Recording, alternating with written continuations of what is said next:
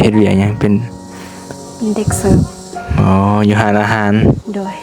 เพิ่นให้เท่าไหร่เดือนหนึงบอกได้บ่เดือน2 ล้านอันว่าอยู่เฮือนบ่ได้ไปไสนี่หากินแบบใดหาไปหาเก็บผักแถวไร่แถวนาได้เงินมาน้องสิเอามาเฮ็ดหยังเอามาซื้อเขามีหาทันบ่หากลุ่มทันอยู่บ่บ่ทันเดือนหนึงนี่กินข้าวบ่จักซอบประมาณ2 สอบ 3 สอบดิมีหันข้าวกินโดยมีทั้งหมดหมดก็เหลือเขากินจักคนนี่6-7 คน7 คนกินยังกินได้จักมื้อนี่อย่างประมาณ 2-3 มื้อแนวข้าวปลูกติโดยข้าวเปลือกเนาะเขาจมเอาได้บ่จมได้เกือบบตูนนั่นเม่นเอาขึ้นเฮือนเลยบ่โดยบ่พาเอาขึ้นบ้องใจอายมีหลายๆเด้อที่ซื้อเขาให้น้องนึกไว้พ่อให้เพิ่นนี่ขอให้สุขภาพเข้มแข็งเจ็บบ่ให้ได้ไข้บ่ให้มีอันนี้ไอซอยเนาะพอได้ซื้อขอบใจแนวกินแนวอยาก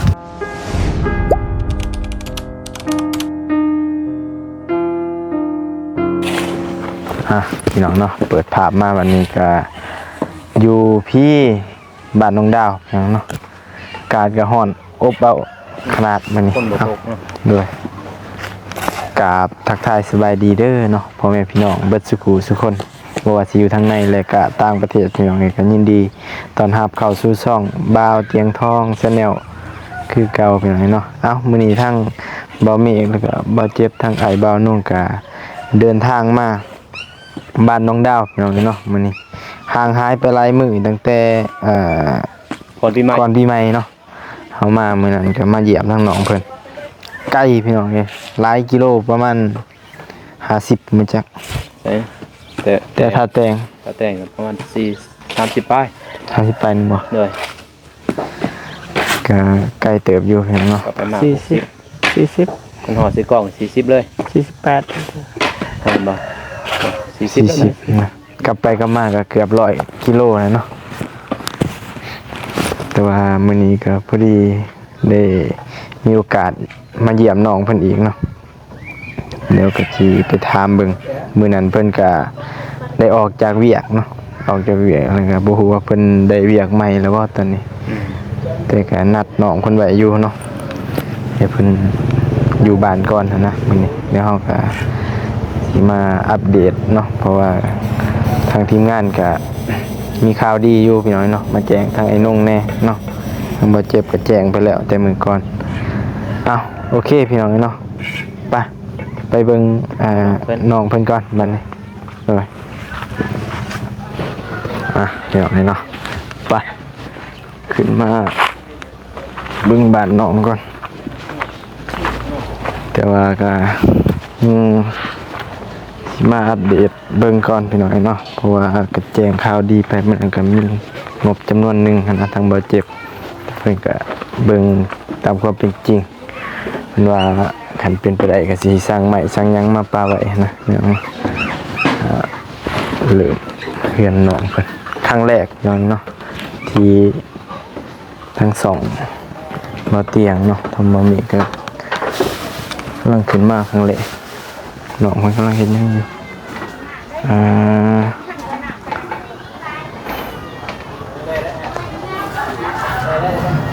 เรียนเฮือนบ่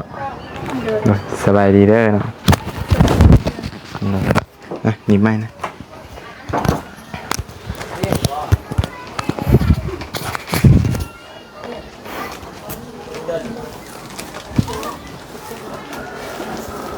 พ่อแม่ไปใส่พ่อแม่เรามานา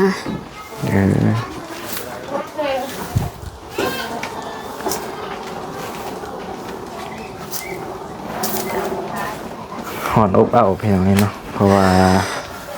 ทางนี้แดดฮ้อนเทือนกับทางสวรรณเขต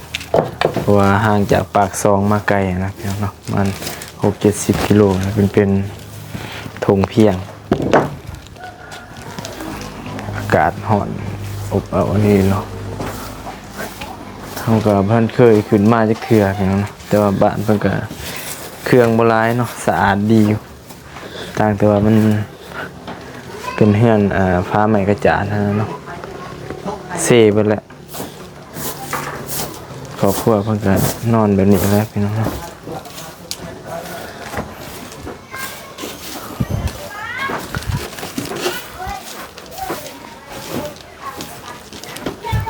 อยู่นี่ก็มีคนนอนผู้ได้นอนนี่เนาะ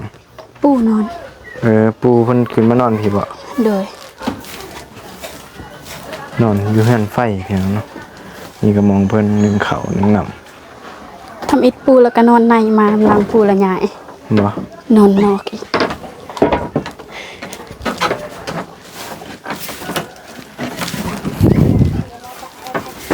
เป็นเฮือนไฟ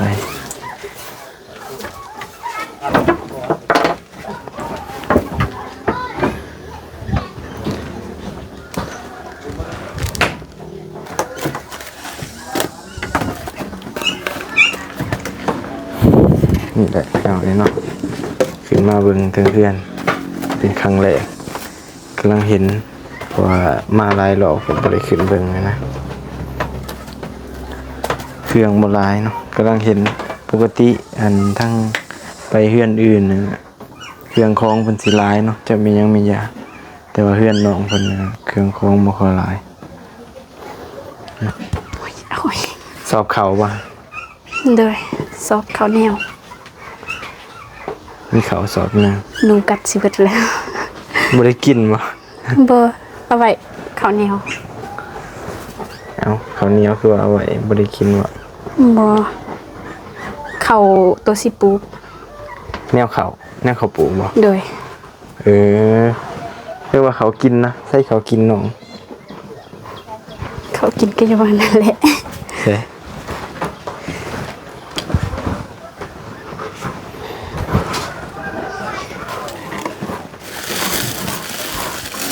ดิ เออมีฮั่นเขากิน โดย โอ้โห มีทั้งหมด หมดก็ขึ้นแล้วอันนี้เขากินเลยเหลือเขากินจะคนเนี่ย 6-7 คน 7 คนกินเขาเนาะเหลือเขาสนิกินยังกินได้จักมื้อนี่ อย่างประมาณ 2-3 มื้อ 2-3 มื้อกินได้2-3 มื้อเขาน้อยเดียวนะ เขากินเขาวบ่หลาย กินประหยัดบ่ บ่แม่นว่าประหยัด บ่อยาก โอ้ยอ่ะก็ดีแล้วสันเนาะอันนี้แนวเขาวปลูกที่ โดย เขาวเปลือกเดี๋ยวเนาะ เขา เพราะว่าเป็นเฮ็ดนานะแนวพันธุ์เขากินกับสิเบิดเลยเอาพี่น้อยเนาะบัดนี้ก็สิมาถามน้องเพิ่นเนาะอีกจังหน่อย เพราะว่าก็บ่ได้มาหาน้องเพิ่นดนนะตั้งแต่ก่อนปีใหม่พุ่นแหล้วเนาะก็สิมาถามข่าวก่อนบ่ได้มาอัปเดตน้องเพิ่นให้ FC ได้เบิ่งลายมือแหละเพิ่นก็ถามหาอยู่เนาะหลายๆคน ว่าให้มาหาน้องเพิ่นเด้อพี่น้องเอ้ยลายมือแล้วปีใหม่ไปลินใส่ ไปเล่นอยู่บ้านหมู่ ได้ไปส่งผ้าอยู่บ่ บ่ บ่ได้ไปเลย บ่ได้ไป อ๋อเป็นจะได้เวียกงานน้องได้เฮ็ดเวียกใหม่แล้วบ่ โดยเฮ็ดเวียกใหม่แล้ว เฮ็ดเวียกอยู่ไสนะ อยู่แข็งอยู่อาหารต่างหลัก เฮ็ดเวียกหยังเป็น เป็นเด็กเสิร์ฟ อ๋ออยู่ร้านอาหาร โดย เฮ็ดได้จักมื้อแล้ว แต่วันที่19 19นี่วันที่เท่าไหร่ 43แม่นบ่ 3-4 มื้อเนาะเป็นอะไรโอเคอยู่บ่ โอเค มื้อนี้ขอบเอาบ่เนาะ แม่นขอบเอา พิ่นให้พักดนบ่หรือว่าตอนค่ำก็ไป ตอน อีก ค่ำก็ไปอีก เขาอยากจักโมงเลยจักโมง เขาอยาก6 โมงครึ่งเลิกเวียก9 โมง 6 โมงครึ่ง9 โมงเฮามาตอนกลางเว้นนี่ได้เฮ็ดหยังตอนเช้า ตอนเช้าบางทีก็ล้างผักสวยเขา กาเกี่ยมบ่ โดย โอ้อยู่หาอาหารเนาะ แล้วก็ปัดหาดล้างห้องน้ เฮ็ดทุกอย่างบ่ ำโดย เวียกโอเคอยู่บ่หรือว่าหนักเกินไปหรือว่ายากบ่หรือว่าพอเฮ็ดได้อยู่ พอเฮ็ดได้อยู่ อืมเจ้าของหาดเพิ่นใจดีบ่ ก็ใจดีอยู่ เพิ่นให้เท่าไหร่เดือนหนึงบอกได้บ่ เดือน2 ล้าน เดือน2 ล้านพี่น้องนี่เนาะ2 ล้านก็ถืออยู่ประมาณล้าน2 3,000 กว่าบาทพี่น้องนี่เนาะประมาณ3,000หน่อยๆนะพี่น้องเนาะเดือนหนึงเพราะว่าบ้านเฮาก็ประมาณนั้นเนี่ยเนาะคันอยู่ลาวก็บ่แพงปานใดพี่น้องเนาะแต่ว่ามันก็บ่มีเวียกเฮ็ดเนาะ โดย น้องแต่ก่อนน้องเฮ็ดเวียกหยังขายเครื่องบ่เฮ็ดหยัง โดยขายเครื่องขายเหล็กขายอิหยังขายโทรขายหลายอย่าง อืม โดย เพิ่นอยู่หันเพิ่นให้เท่าใด อันไหน3 ล้าน ให้3 ล้านวันนี้ได้2 ล้าน เฮ็ดอยู่นั่นก็บ่ฮอดเดือนก็ออก บัดอยู่นี้กะว่าสิเฮ็ดดนบ่ บ่ฮู้ เฮ็ดไปเบิ่งก่อนบ่ โดย คือว่าแหละพี่น้องเนาะก็ต้องมันอยู่เฮือนก็บ่มีแนวเฮ็ดแม่นบ่ โดย สมมุติว่าคันว่าอยู่เฮือนบ่ได้ไปไสนี่หากินแบบใด ไปหาเก็บผักแถวไร่แถวนา มีแต่หากินแบบธรรมชาติซื่อๆเนาะแบบว่าไปหาเงินนี่มีแนวหามีแนวขายมีแนวเฮ็ดบ่อยู่เฮือน บ่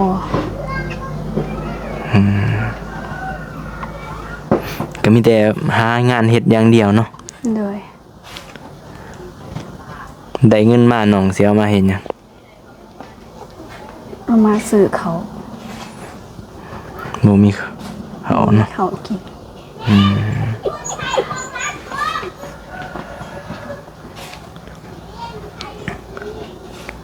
บัดอ้ายไอ้น้องเพิ่นก็ทรงยืนอยู่บ่ทางครอบครัวเพิ่นก็หาช่วยกันอยู่บ่ หา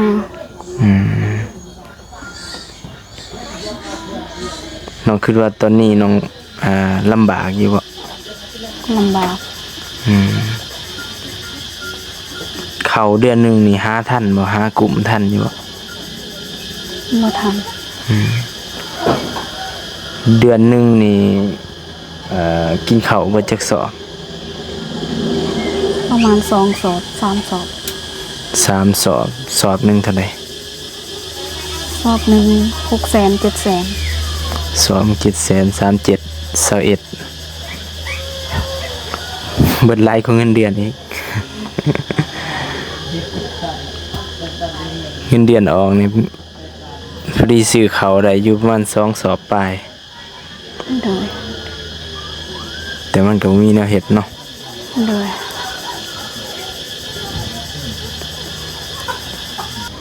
ไปเวียงไปพักอยู่ไส พักอยู่หาด นอนอยู่หาดเลยบ่ โดยมีบ่อนพักหลังหาด ใครแน่อยู่เนาะบ่ได้เที่ยว โดย แต่ก่อนน้องเที่ยวเอาบ่ โดย เที่ยวเอาหาเฮือนลุง บัดนี้อยู่ไกลบ่จังเห็นลุง ไกลเติบ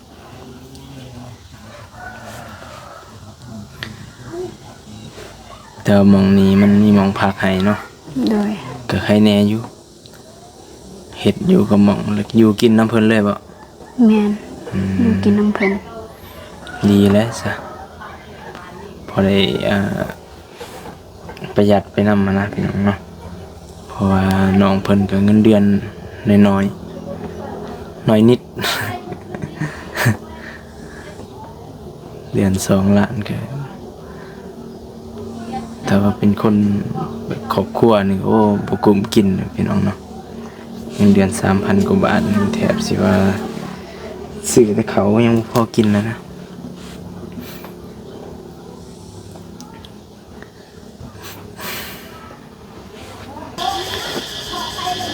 บัดนี้ตอนนี้น้องคิดว่าน้องขาดเคินหยังหลายที่สุด เขา เขาวกิน โดย นอกจากเขาวแล้วยังขาดหยังนี่ ขาดอาหาร ของกิน โดย เขาวแล้วยังบ่มีของกินนี่เนาะ โดย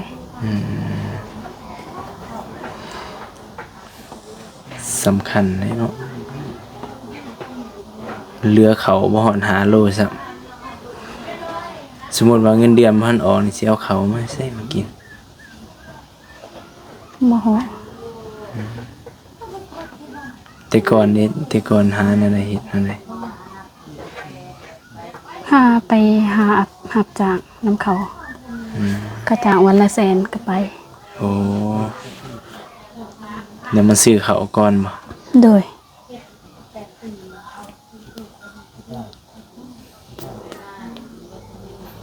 นี่แหละแห่งเปลืองเงินเดือนสิออก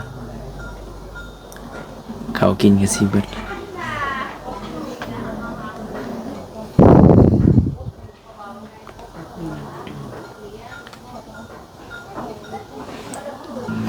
บัดแม่ก็บ่ได้ไปรับจ้างบ่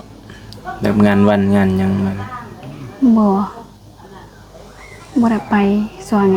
คันแบบว่าส่วนดำนาอย่างส่วนเกี่ยวเขาวก็ไป เออ ส่วนเสียหญ้า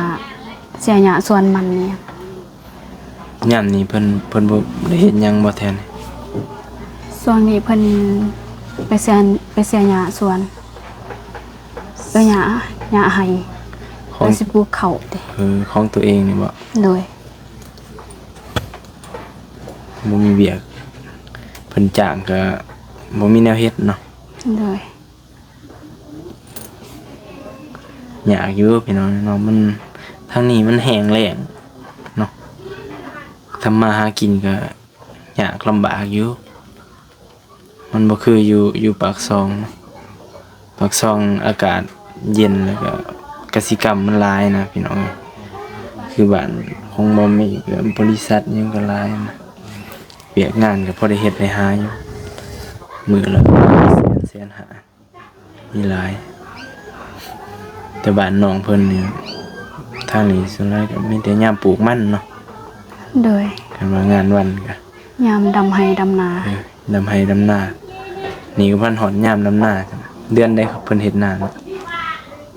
เดือน5เดือน6ก็เริ่มเฮ็ดแล้ว เดือน5เดือน6นี่5ก็เดือน4เดือน4สิเข้าเดือน5ปีหนึงเฮ็ดนาน้องมีข้าวจักสอบได้ข้าวเปลือกจักสอบ 2 สอบ ฮะ ปีทำอิฐได้2 สอบ ข้าวเปลือกเลย โดย นี่ขึ้นหน่อยแท้ ปีน้ำหลังได้ตั้งแต่10 สอบ ปีนี้ได้หลายกว่า ปีนี้ได้เท่าไหร่ ได้21 สอบ เศษสอบ โดย แต่เบิดแล้ว เบิดแล้ว ยังแต่ข้าวเหนียว เศษสอบที่กินเบิดแล้วพี่น้องเนาะ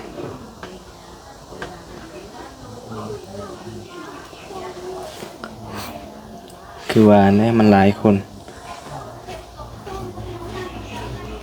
เข้าไปได้น้อยเดียว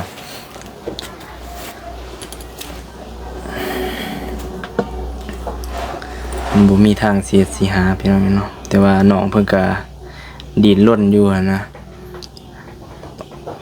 เพราะว่าต้องได้เฮ็ดงานนั่นแหละพอได้ส่งได้ยืนเพราะได้ซื้อข้าวซื้อน้ำสู่ครอบครัวพ่อแม่แหละเพราะว่าพ่อแม่ก็บ่มีทางเฮ็ดเนาะเพราะมันต้องเฮ็ดงานบอกงานวันนี่นะแต่ว่าทางบ้านเพิ่นก็มันคือหูมันแห้งแล้งเนาะต้องเฮ็ดตามฤดูกาลนะขาดเคินอยู่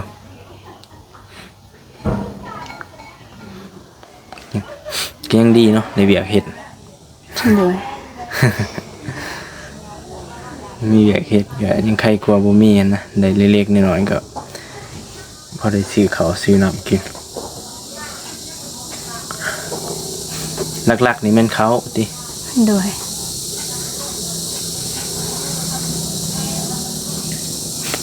อยากได้จักซอบเขากะว่า 2 สอบก็ได้ พอได้คุบต่อเดือนนั่นบ่ โดย เดือนละ2ซอบนี่พอกินอยู่บ่ พอ ก็พอดีอยู่เงินเดือนเจ้า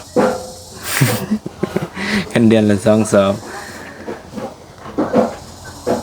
เดือนละ2ล้านก็แบ่งซื้อเขาวก็เบิดล้าน4เหลือ600,000ไปซื้อกินซื้ออยากแต่ถ้าเอาไว้เก็บไว้ซื้อแนวอื่นนี่ได้อยู่บ่น้องว่าสิมีเงินเก็บอยู่บ่ซั่นน่ะ บ่มี คันน้องเพิ่นเก็บได้นี่ป้าโทเก่งแล้วพี่น้องเอ้ยเงินเดือน2ล้านแบ่งเก็บแบ่งใส่ได้แต่ว่ามันบ่เหลือพี่น้องเอ้ยเนาะมันแทบสิว่าซื้อเขาวก็บ่พอกินเลยนะเนาะเอามื้อนี้อ้ายก็มีแนวมาฝากอยู่ก็มีแนวมาฝากน้องเพิ่นอยู่เนาะพี่น้องเอ้ยเดี๋ยวไปเบิ่งเนาะบ่ทันบอก ไป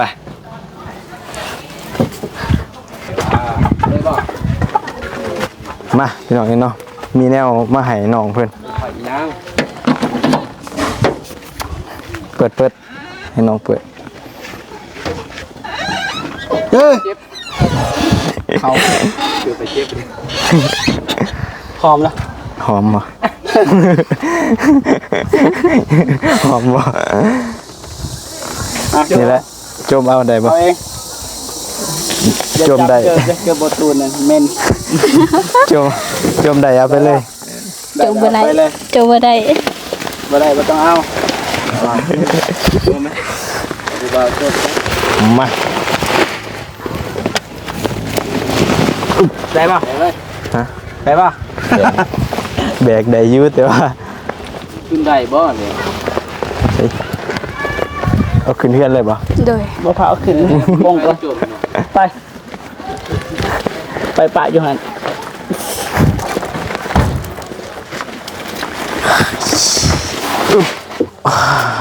เล็บหัก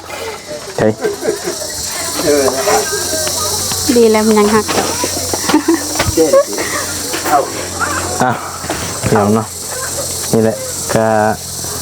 เอาเข้าวมาให้มื้อนี้สอบหนึงเนาะ โดย ดีใจบ่บัด ดีใจ คิดบ่ว่าสิได้เข้า ข้าวเหนียว ข้าวเหนียวเด้อพอตุเอาเข้าวมาให้ มีข้าวกินอยู่ โดยมีข้าวกินแล้ว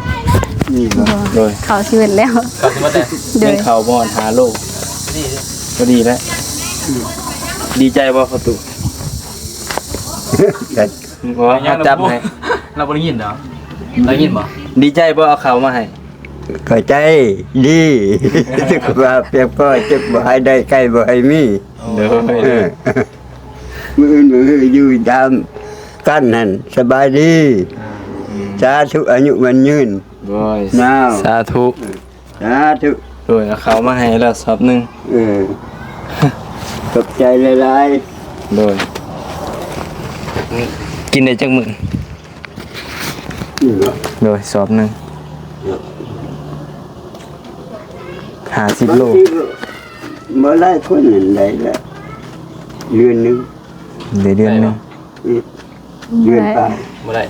บ่ฮอดซ้ำแต่ได้ครึ่งเดือน ก็หลายคนบ่ได้ โดย มันหลายคนเนาะแต่ว่าน้องเพิ่นก็ไปเฮ็ดเบียกเฮ็ดงานนั่นแหละก็สิบ่ได้กินอยู่เฮือนก็สิได้อยู่ แม่นนั่นแหละ โดยเอ้านี่ก็เป็นเขาของผู้ใหญ่ใจดีเนาะทางแม่ใจดีเพิ่นมื้อนั้นกับลูกชายเพิ่นนั่นแหละเนาะ ฝากเงินให้เพิ่นซื้อข้าวแม่เพิ่นก็แกมาให้พี่น้องเนาะเป็นเงินของทางไอ้นี้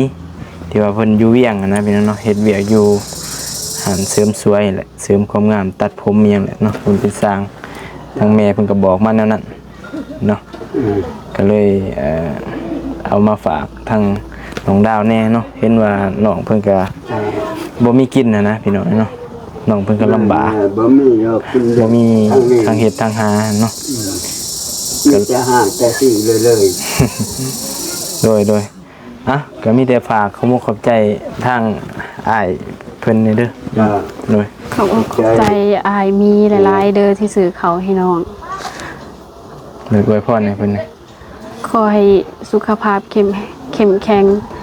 เจ็บบ่ให้ได้ไข้บ่ให้มีปรารถนาสิ่งใดขอให้ได้สิ่งนั้น สาธุ โดยสาธุเนาะทางอ้ายก็มีแต่เอาเขาวมาฝากเนาะบ่ได้ซื้อหยังมาเพิ่นเนาะก็เลยอันนี้อันนี้ไอซอยเนาะพอได้ซื้อ ขอบใจ แนวกินแนวอยากตอนไปเวียกไปงานนั่นนะเนาะหรือว่ามีแนวต้องไปก็ใส่น้ำมันหลอกน้ำมันลดนั่นแหละมีแต่จะได้กระต่างใจอันแหละในเวียกใหม่แล้วก็ เลย สู้ๆอดทนเนาะมือหนึงมันก็อาจสิได้ดีเมื่อหน้า ๆมื้อนี้ฮะ โดย เราว่าบ่เอาใจใส่ว่าเอาใจใส่เดี๋ยวเฮ็ดเวียกเฮ็ดงาน โดย เบิ่ง มีแต่สู้ๆไป ของรัฐ เพื่อขอบเพื่อครัวเพื่อพ่อแม่นั่นแหละเนาะ บัดทางประกวดนี่ โดย ก็ใส่มักอีกดีแต่เนื้อนำกันให้ครอบครัวไปครอบครัวมัน โดยอ่ะทั้งบ่มีก็สิขอโตวพักผ่อนเนาะกลับก่อนเด้อบัดนี้เด้อเนาะ เลย อ้ายก็สิได้กลับก่อนเนาะจะได้ก็ขอบคุณขอบคุณหลายๆเด้อทางอ้ายใจดีแล้วก็แม่ใจดีเนาะที่เพิ่นเอาเขาวมาให้เนาะแล้วก็มาแบ่งปันคนทุกข์คนยากแล้วก็มาให้ทางครอบครัวน้องดาวเนาะใจก็ขอให้เพิ่นจงอยู่ดีมีแรงเนาะขอให้สุขภาพเข้มแข็งขอให้โชคให้มานให้มีให้รับให้รวยเนาะเส้นทางก็ตลอดปลอดภัยเด้อเนาะทั้งบัดสุขสุขทั้งขอบผมกว้างเพิ่นแล้วก็ขอบคุณหลายๆทั้ง FC บัดสุขสุขเนาะที่เขามาติดตามแล้วก็เป็นกำลังใจให้ทางบ่เมฆบ่เตียงแล้วก็พร้อมด้วยทีมงานเราไต่บัดสุขสุขเนาะจะได้ก็ขอให้อยู่ดีมีแรงโชคมานร่ำรวยบัดสุขสุขเด้อเนาะเนาะพอกันใหม่คลิปหน้าเนาะสำหรับคลิปนี้สบายดีเด้อพี่น้อง บายดีเหมือนกัน